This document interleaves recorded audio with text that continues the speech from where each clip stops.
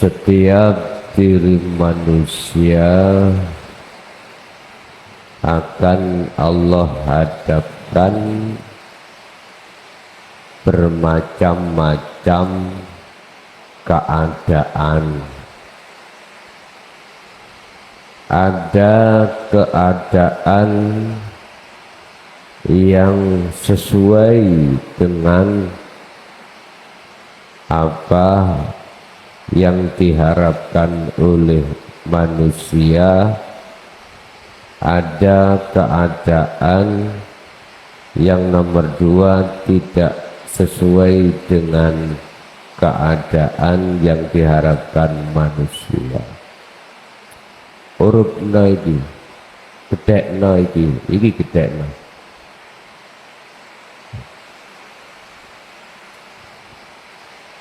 Keadaan manusia yang sesuai dengan sifat basariah, ada yang tidak sesuai dengan sifat basariah. Yang sesuai dengan sifat basariah itu biasanya disukai oleh nafsu. Yang tidak sesuai oleh sifat basariah itu biasanya keadaan yang tidak menyenangkan di dalam hati. Seperti contoh keadaan yang seperti ini, hujan, petir, akhirnya menurut nafsu nih ora dikarepke, tapi tetap Allah hadapkan,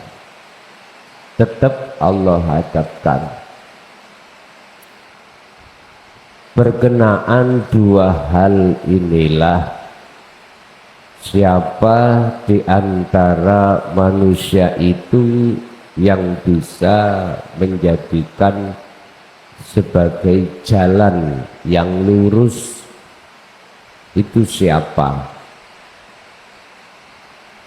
Sebab jalan yang lurus di sini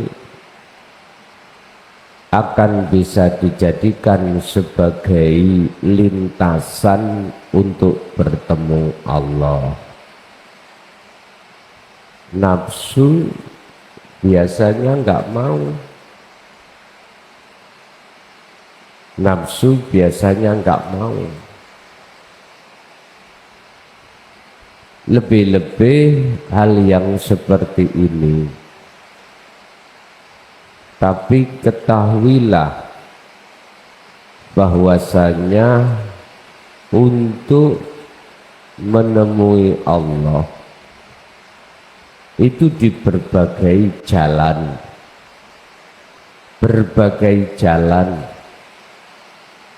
Ada jalan yang tidak disukai nafsu, ada jalan yang disukai. Sementara jalan yang disukai nafsu itu kelihatannya, tapi sebetulnya membahayakan bagi satu hati seseorang jikalau tidak waspada, jikalau jalan yang disukai nafsu tersebut. Tadi saya katakan di depan bahwasanya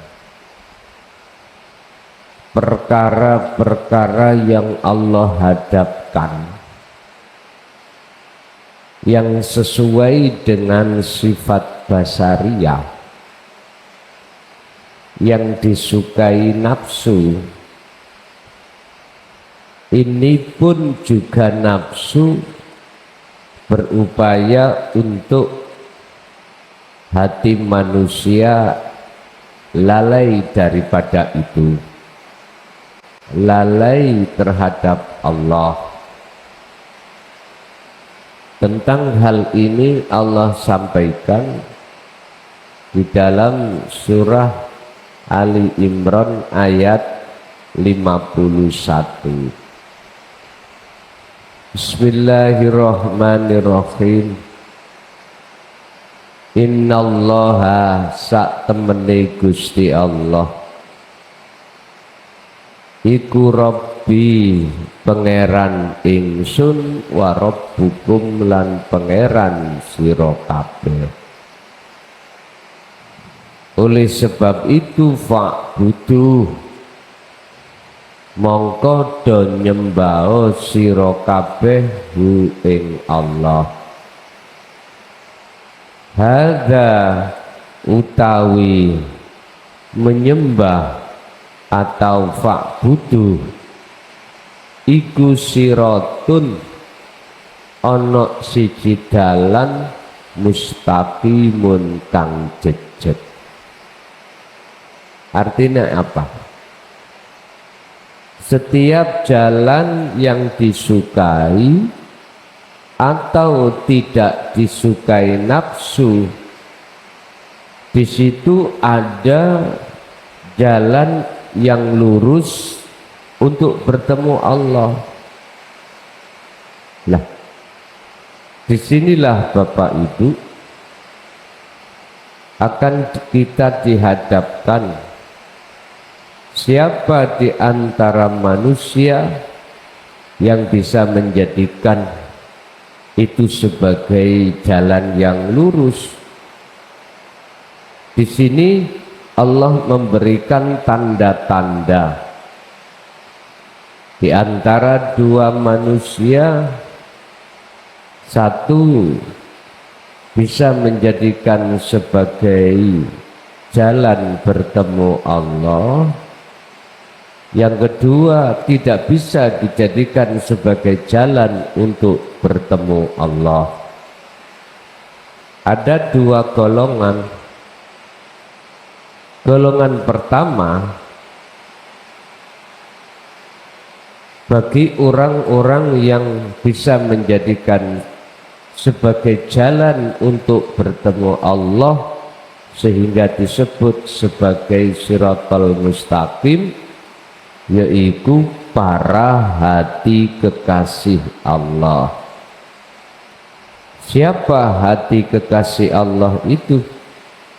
Yaitu mereka-mereka yang tidak memandang sisi makhluknya, tapi memandang dari sisi Allahnya. Yusyahiduna annal fa'ila huwallahu ta'ala. Jadi hatinya merasakan kehadiran Allah di dalam seluruh jalan tersebut dengan bentuk segala sesuatu yang berhubungan dengan jalan tersebut tidak ada lain kecuali dirinya Allah sendiri. Sehingga hati para kekasih Allah ini tidak mudah untuk terpengaruh terhadap apa yang Allah hadapkan dua jalan tadi, yaitu Shiratal Mustaqim yang disukai oleh nafsu dan tidak disukai oleh nafsu. Itu yang pertama. Terus yang kedua, golongan yang kedua disukai atau tidak oleh hawa nafsu. Mereka itu nggak bisa menjadikan sebagai jalan untuk bertemu Allah. Nggak bisa. Karena apa? Seluruh ahli hijab itu Bapak Ibu selalu memandang bahwasanya sumber persoalan itu dari makhluk. Jadi mboten saged, tidak bisa baik jalan yang miturut nafsu itu disukai atau tidak disukai oleh sifat basariah kita, tetap nggak bisa. Sehingga kalau boleh saya simpulkan, ibadah baik secara murni atau tidak murni, para kekasih Allah itu sudah nggak ada bedanya. Beliau selalu menjadikan dua macam ibadah tersebut bisa untuk bertemu Allah. Inilah yang disebut siratum mustaqim. Sirat jalan, mustaqim yang jejak alias tidak kanan tidak kiri, lurus. Tapi bagi golongan ahli hijab, dia nggak bisa,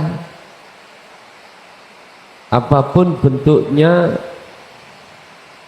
ibadah murni, lebih-lebih tidak murni, tidak akan pernah bisa untuk menjadikan sebagai jalan bertemu Allah, nggak bisa.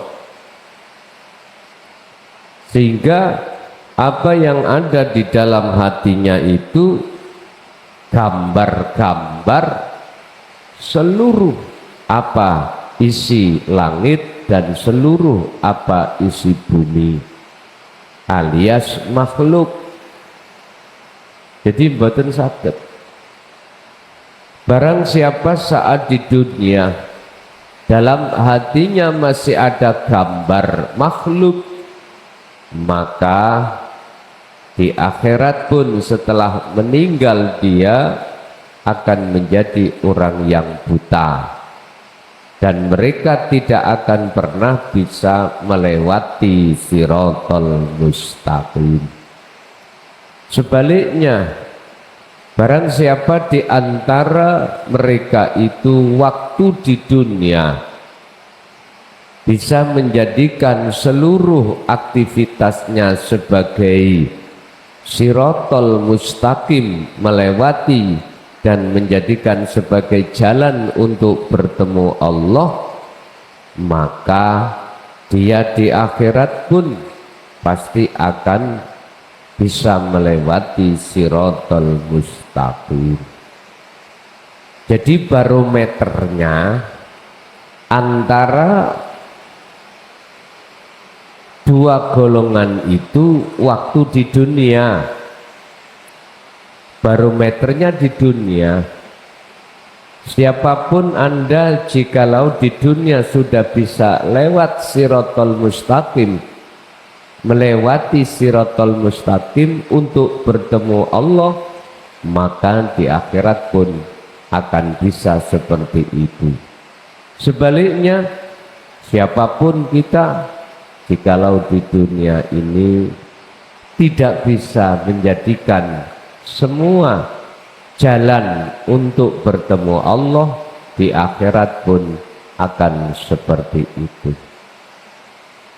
Ketika diri manusia itu bisa melewati siratul mustaqim, tujuannya adalah hanya satu, bertemu Allah, tidak bertemu siapapun.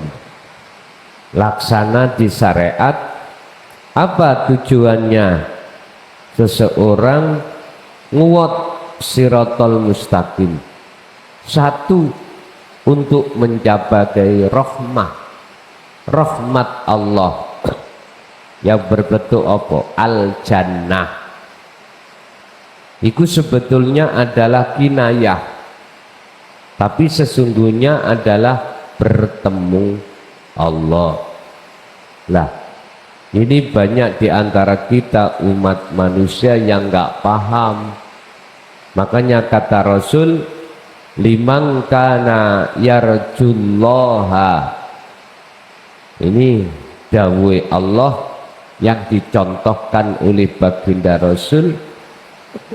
Siapa orang-orang yang bisa masuk di dalam akhirat?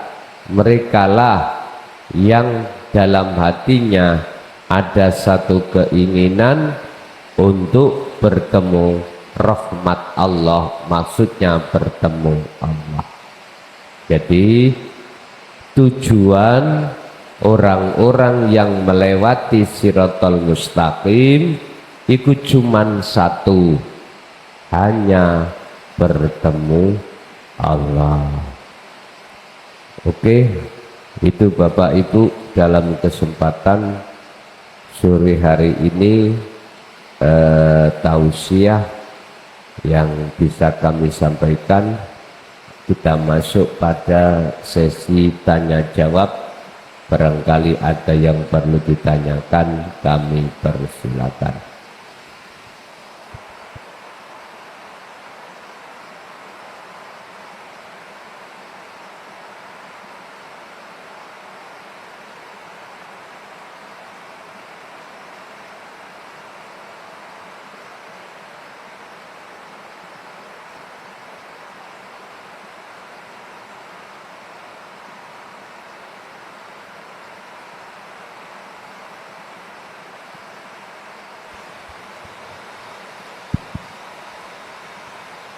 Assalamualaikum warahmatullahi wabarakatuh.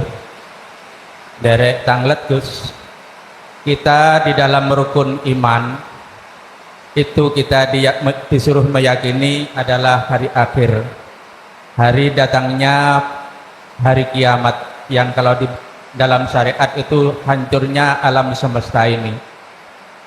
Sedangkan Allah sendiri, apakah ada Allah itu maha penghancur?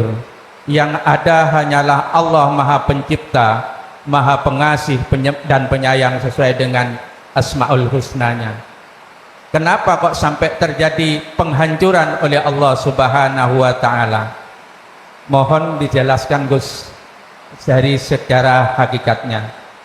Untuk yang kedua, ini pengalaman pribadi ketika bermeditasi. Ketika bermeditasi, saya itu ada di alam cahaya. Cahayanya itu tidak putih, tidak kuning, cahayanya bening dan saya sendirian di situ. Yang ada hanya cahaya bening dan saya di situ tidak bisa berkata apa-apa baik secara zahir maupun batin. Yang ada hanya ketenangan, kebahagiaan. Apakah itu yang dinamakan alam musyahadah? Matur nuwun atas penjelasannya. Assalamualaikum warahmatullahi wabarakatuh. Waalaikumsalam warahmatullahi wabarakatuh. Mengapa Allah bersifat kasih sayang kok ada terjadinya penghancuran? Apa maksud daripada semua ini? Bapak Ibu hadirin rahimakumullah. Wa minan nasi may yaqulu amanna billahi wa bil yaumil akhiri wa ma hum bimu'minin. Sebetulnya banyak di antara golongan manusia yang lesannya itu berkata, aku beriman pada Allah dan juga beriman terhadap hari akhir. Tapi sesungguhnya mereka itu wa mahum bimu'minin. Mereka enggak beriman.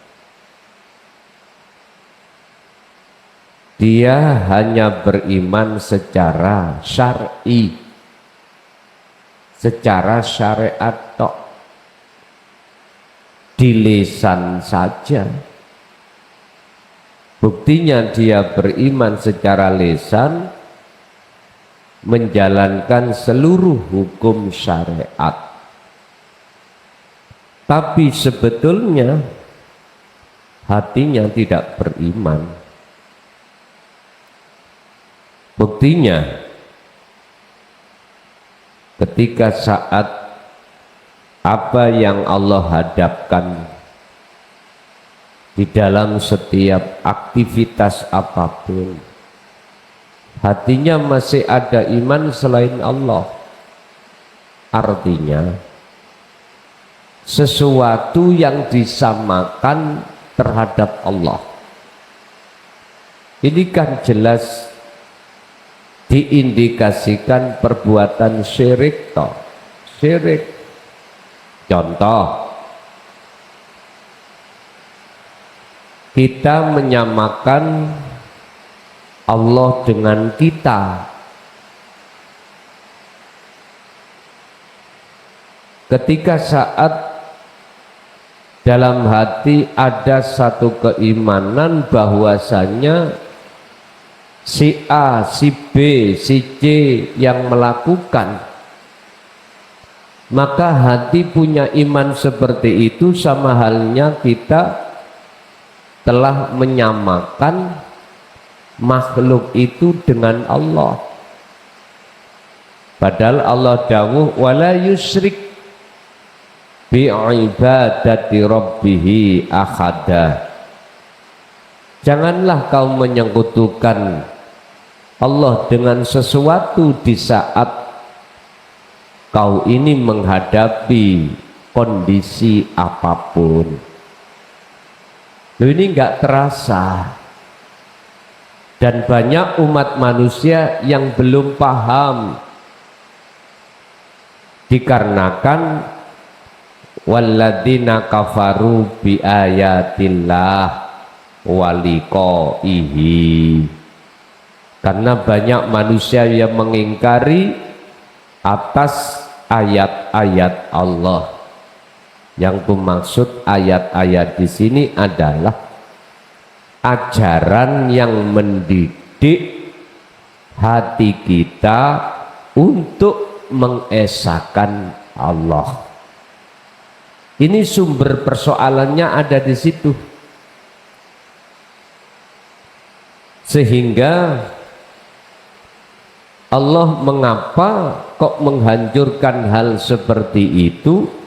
Dikarenakan kita sebagai manusia sudah berulang-ulang kali Allah mengingatkan lewat beberapa ayatnya, cuman hati kita sebagai manusia tidak mengindahkan peringatan-peringatan tersebut.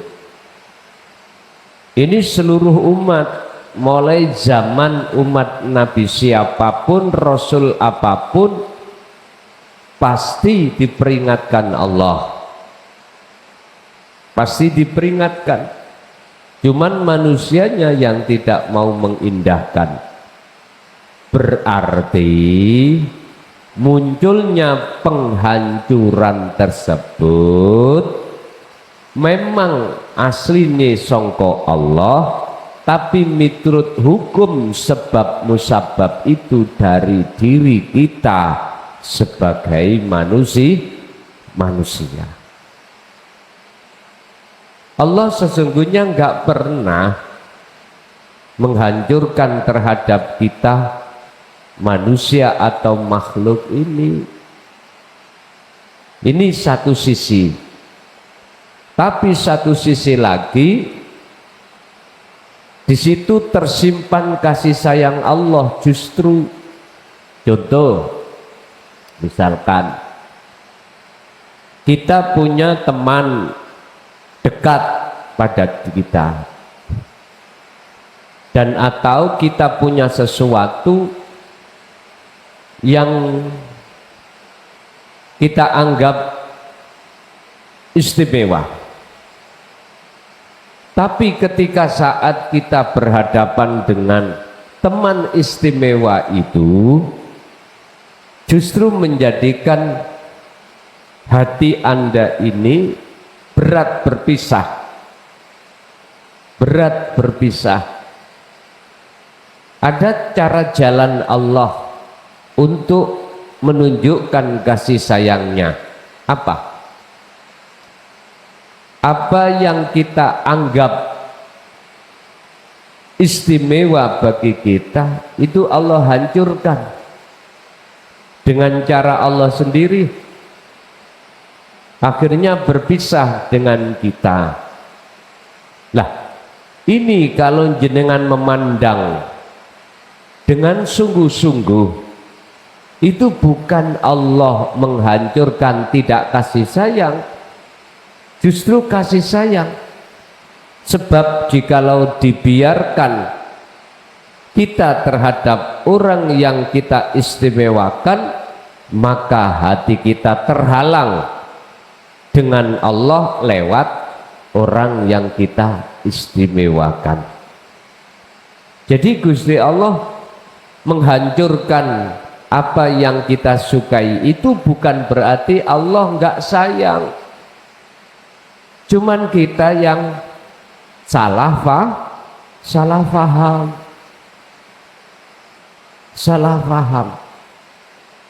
Mengapa kita dikasih sakit? Mengapa kita dikasih perekonomian kita itu jatuh? Jangan memandang satu sisi, pandanglah satu sisi ke depan bentuk kasih sayang Allah. Nanti Anda akan tahu mana sebetulnya kasih sayang Allah.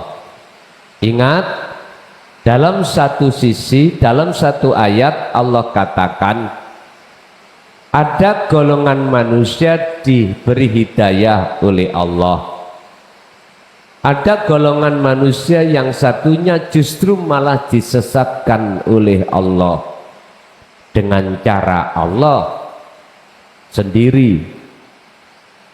Manusia disesatkan oleh Allah itu dengan cara Allah, bisa jadi umur diperpanjang, bisa jadi urusan duniawiyah Anda dipermudah, dibaikno semakin lama urusan kemewahan dunia sampean semakin baik. Loh, jangan dipandang itu hidayah, itu istidraj. Tapi satu sisi mengapa jenengan iki diperpuruk secara hubungan dohir, pandanglah di situ kasih sayang Allah.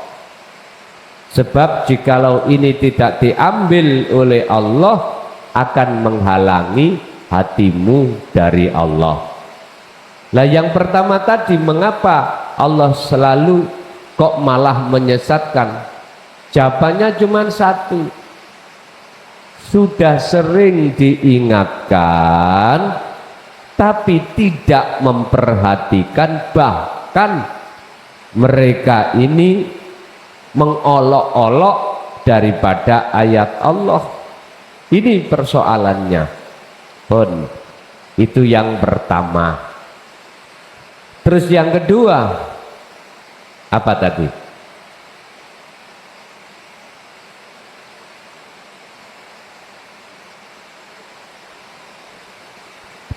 Ketika bermeditasi ada di alam cahaya. Oh ya, sudah.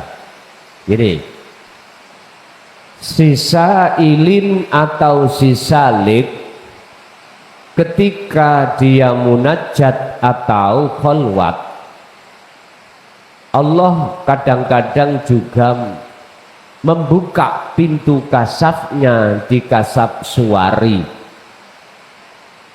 untuk membuka pintu kasafnya di kasaf maknawi. Kadang-kadang nggak dibuka, kasaf suwari nggak dibuka, langsung dibuka terhadap kasaf maknawi. Kasaf suwari itu kasaf di mana urusan-urusan makhluk, contoh cahaya, itu makhluk. apapun bentuk cahaya, hijau, merah, putih, semuanya kegolong gaibnya makhluk. Manakala kita dibuka kasab suwari itu, maka secara pribadi Anda akan mengetahui cahaya-cahaya tersebut. Lah, tanda ini kasab suwari ketika saat Anda itu dibuka hati ini terkait gaibnya makhluk, di situ keakuan diri sebagai makhluk itu masih muncul. Padahal ketahuilah di dalam cahaya itu ada siapa. Nah, jikalau sudah sampai pada bertemu terhadap Allah di dalam cahaya itu, maka di situ di dalam hati Anda sudah tidak pernah mengakui akan bisa melihat cahaya. Makhluknya tidak akan pernah muncul merasa melihat cahaya. Justru yang melihat cahaya itu adalah diri sendiri hidup itu. Itulah Allah Subhanahu wa ta'ala. Ini berarti kasab maknawi. Intinya, jikalau melihat cahaya itu, ini kasab suwari, keakuan diri makhluk merasa melihat. Tapi jikalau keakuan makhluk sudah tiada, justru keakuan Allah, maka disinilah yang disebut kasab maknawi. Itulah alam makrifat, itulah alam musyahadah. Tapi yang pertama tadi itu masih kelebu alam mukasyafah. Ada lain? Masih ada?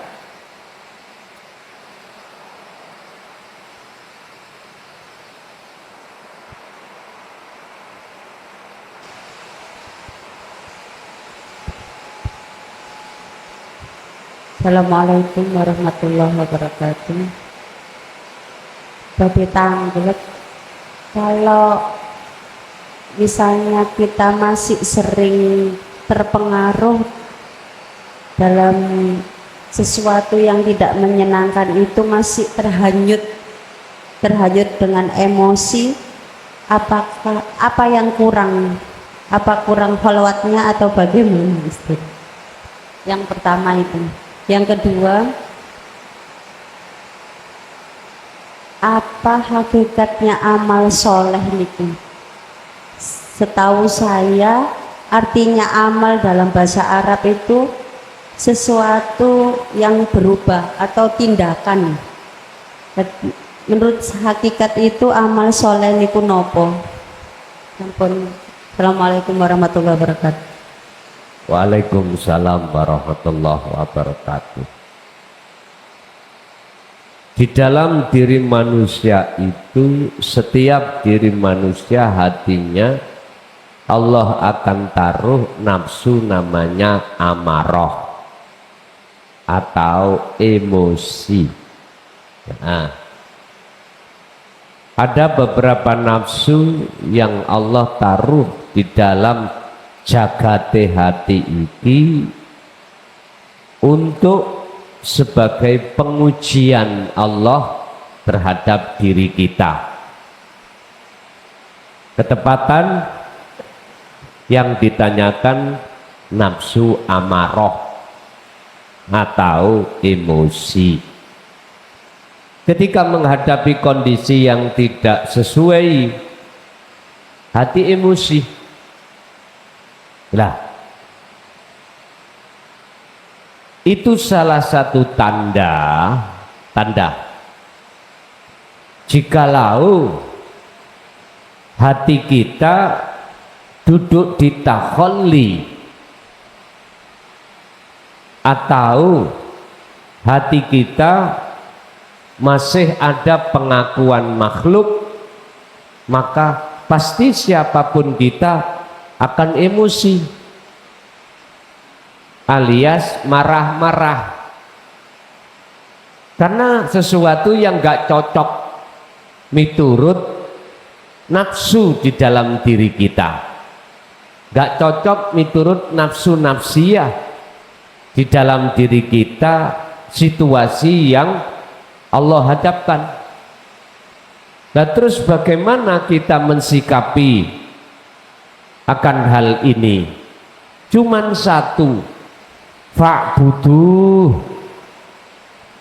hadapkanlah hatimu terhadap hidup yang menguasai sikon yang tidak sesuai miturut nafsu nafsiyah. Hanya itu caranya. Makanya mengapa Allah di dalam ayat lain mengatakan dzikron katsiron, masalah bab masalah dzikir iku terus menerus iku harus dibawa. Lain lagi dengan amarah yang di situ memang sumber dari Allah. Tandanya bagaimana? Hati Anda duduk di tajalli, keakuan diri tidak akan pernah muncul. Maka di situ ada istilah sifat qahr, sifat maksone Allah, sifat marah-marahi Allah. Ada.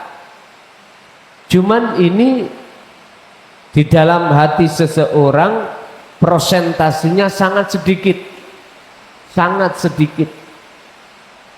Dan di dalam amarahnya Allah itu ada sifat rahmatnya. Contoh manusia itu sudah sering kali diingatkan oleh Allah melalui beberapa ayat-ayatnya, tapi masih bandel. Lah, di situ akan muncul sifat godok atau maksone Allah, muring-muring. Lah, niki Bapak Ibu, bentuk muring-muringe Allah itu, bentuk godobe Allah itu, jangan kita ambil dari satu sisi negatif. Sampai harus melihat sisi positifnya, sisi kasih sayangnya Allah. Sebab menungso iku kadang-kadang dikandani alus gak kenek, kudu dikandani secara kasar. Baru sadar nafsu itu kadang-kadang dijak alus gak kenek iku dijak kasar, berarti sifat godobe Allah kudu metu. Pon, itu yang pertama. Yang kedua terkait masalah amal sing soleh. Sama, iki memandang dari kacamata mana? Kalau kacamata syariat ya fisik, fisik jasmani ini ninggalkan larangan, menjalankan perintah. Ikilah amalan solihan. Tapi kalau kita melihat dari kacamata hakikat, berarti ruhaniyah atau hati. Mana hati yang amalan solihan? Yaitu hati yang selalu ingat pada Allah. Maksudnya ingat, hati ini gak mudah mengakui segala hal apapun yang muncul ikut dari makhluk, tapi justru hati sadar munculnya perkara semuanya dari Allah Subhanahu wa ta'ala. Inilah yang kumaksud hati yang berbuat baik, yang disebut amalan sholihan. Dan ini syarat pertama Bagi siapa yang ingin bisa bertemu Allah, falyamal amalan sholihan, itu di situ. Di samping itu juga tidak boleh dalam hati ada gambar wujudi makhluk, nggak boleh. Ini syarat yang harus dipenuhi oleh si salik untuk bisa wusul ketika suluk itu di situ. Oke. Masih ada?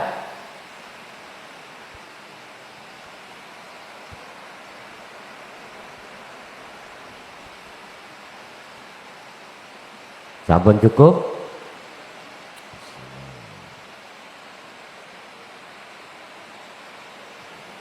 Monggo.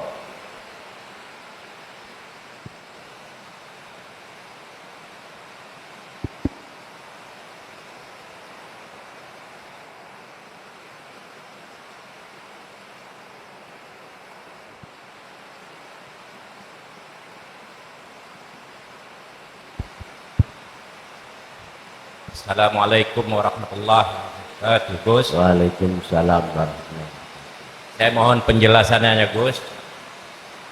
Mana daripada pandang satu pada yang banyak, pandang banyak pada yang satu, Gus? Assalamualaikum warahmatullahi wabarakatuh. Tak jelas, Pak. Penjelasan apa itu tadi? Penjelasan tentang apa? Kuping kula budek ora krungu. Maaf, Gus. Saya mohon penjelasannya. Ada yang mengatakan pandang satu pada yang banyak dan pandang banyak pada yang satu. Macam mana keterangannya, Gus? Oke. Terima kasih.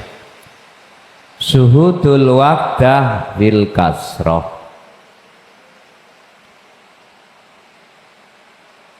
Lihatlah banyak itu ahad.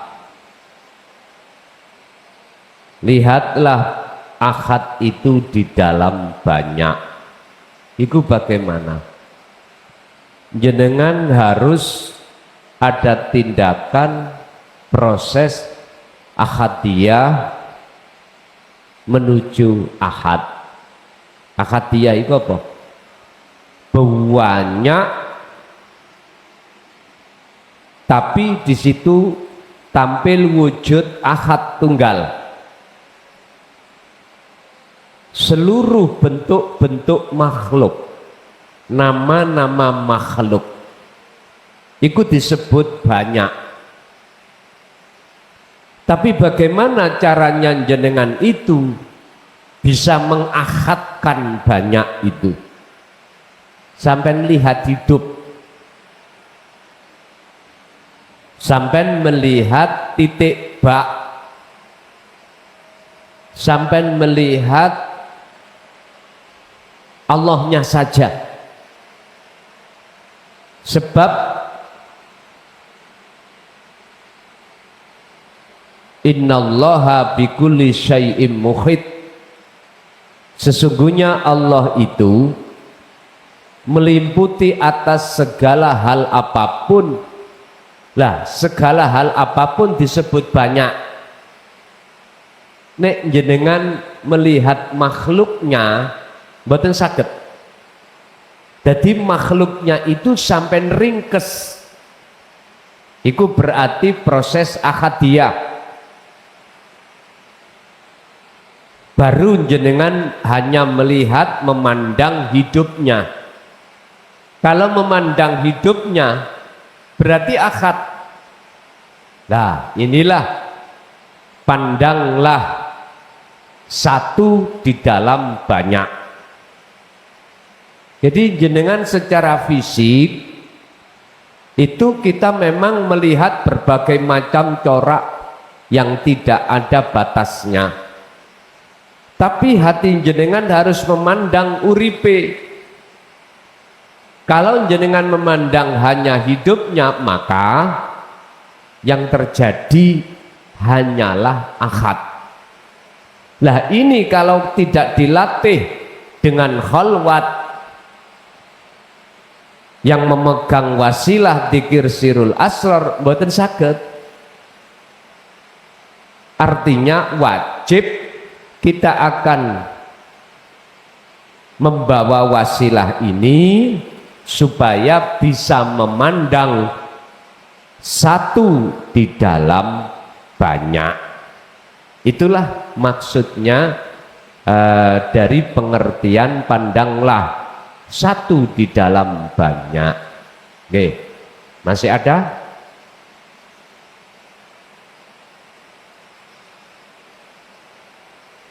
Assalamualaikum warahmatullahi wabarakatuh. Waalaikumsalam warahmatullahi wabarakatuh. Ini gimana penjelasan mengenai ini Gus? Apakah hamba menghadap ruhaniah hati? Apakah hamba menghadap ruhaniah hati dan atau apakah ruhaniah hati itu menghadap kosong? Seperti yaitu gung lewang liwung itu Gus. Dan ini juga mau menanyakan ini Gus, gimana nanti kalau ini Al-Qur'anul Qadim itu disampaikan kepada kita jemaah melalui kita kesini, kan saya jauh ya Gus ya di Depok, saya datang ke sini atau melalui PDF atau bagaimana gitu Gus? Ya itu saja. Terima kasih. Assalamualaikum warahmatullahi wabarakatuh. Waalaikumsalam warahmatullahi wabarakatuh. Yang dimaksud menghadap itu Pak, secara hakikat itu bukan jasmani tapi rohani. Kalau secara syariat ya jasmani. Makanya dalam surah Al-Baqarah 115 itu tentang fa'aina matuwalu fathamma wajhullah. Kalau syariat menghadapi secara jasmani. Sama di dalam surat Al-An'am 79, ini wajah tu wajia. Kalau syariatnya jasmani, tapi kalau secara hakikat rohani. Lah rohani ku menghadap yang mana? Yang disebut Allah itu betul, yang diterka kosong itu maksudnya kosong, tidak ada selain wujudnya Allah. Jadi bukan jasmani tapi rohani. Nah, ketika dikatakan ruh itu betul-betul menghadap yang kosong wajah Allah itu bukan perkarane si ruh bisa melihat Allah, bukan. Itulah yang dimaksud yang menghadap yang wujud itu, yang wujud sendiri. Yang kedua, memang Al-Qur'anul Qadim itu di dalam Allah meletakkan Al-Qur'anul Qadim itu di dalam hati seorang yang ruhnya hatinya sudah soleh, sehingga tampilan Al-Qur'anul Qadim itu boleh di dalam boleh di luar. Itu bagi mereka yang sudah masuk di golongan kekasih Allah itu mesti itu. Tinggal kita itu ada di musyahadah mana. Sebab golongan kekasih Allah itu nek dikelompokkan menjadi dua. Golongan makom makfud yang terdiri dari musyahadatul fana dan kamil. Yang kedua golongan maksum yang terdiri dari musyahadatul baqo. Lah ini kita letak di mana?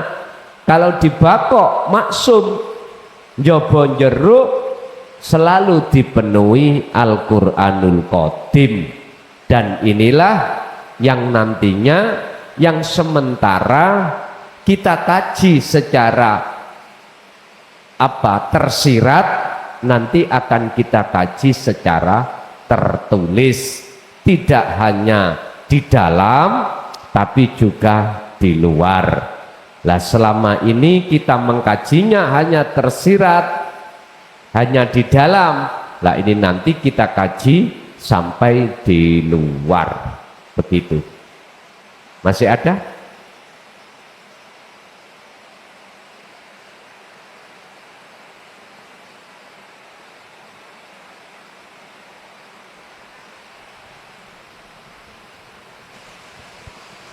Maksudnya begini Gus, nanti penyampaian Al-Quranul Qadim itu penyampaian terhadap jemaah kita tuh melalui PDF atau Agak didekatkan Bu.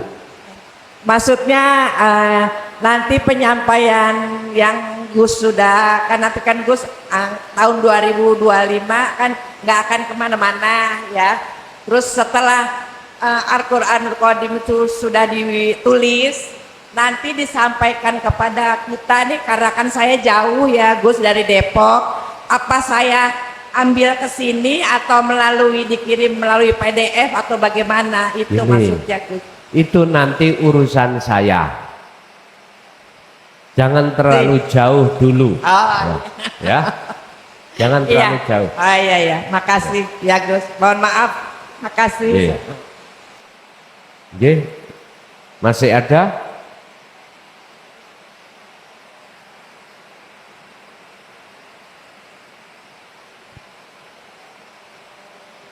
Bon, kalau nggak ada, kita tutup. Al-Fatihah.